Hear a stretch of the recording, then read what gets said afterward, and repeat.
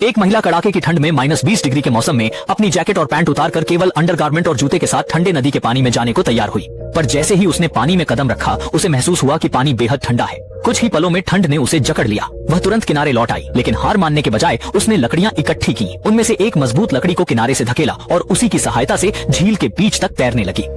सही जगह का निर्धारण करते ही उसने एक गहरी सांस ली और झील के तल में गोता लगाया। इस कदम का मुख्य कारण यह था कि पानी के भीतर एक दुर्घटनाग्रस्त विमान पड़ा था। लीसा, जो इस विमान हादसे की एकमात्र जीवित बची महिला थी, सैटेलाइट फोन ढूंढना चाहती थी। यह फोन पायलट द्वारा छोड़ा गया था और वही उसकी बचाव की उम्मीद थी, लेकिन सैटेलाइट फोन उसके घूमने पर भी नहीं मिला। जब उसकी सांस रुकने की स्थिति में पहुंच गई तो आखिरी प्रयास में उसने 2 बैग पकड़े और पूरी ताकत से पानी की सतह पर वापस आ गई। फिर किनारे पहुंचने की कोशिश करने लगी।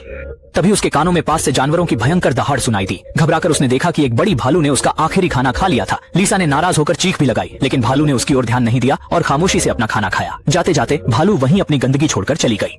जब लीसा वापस किनारे पर आई, उसने जल्दी से अपने बैग की चीजों की जांच की, मगर बैग में मौजूद लगभग हर चीज पानी में भीग चुकी थी। कोई भी इलेक्ट्रॉनिक डिवाइस काम नहीं कर रही थी। सौभाग्य से दूसरा बैग अच्छी तरह से पैक था और उसमें मोटी नकदी के ढेर थे, लेकिन ऐसी जगह पर पैसे किस काम के हो सकते थे। लेकिन अब उसे भूख और प्यास की समस्या का सामना करना पड़ रहा था। उसने एक दवा की बोतल उठाई और उसमें नदी का पानी भरने की कोशिश की, मगर वह जानती थी कि ऐसी जगह का पानी शायद जीवाणु से भरा होगा।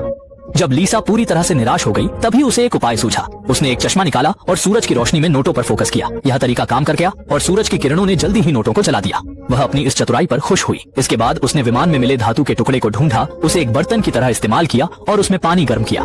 कुछ ही देर में पानी उबलने लगा और उसने अपनी प्यास बुझाई। मगर अब तक सबसे बड़ी समस्या यह थी कि भोजन कैसे प्राप्त करे, लेकिन यह समस्या भी लीसा को मुश्किल नहीं लगी।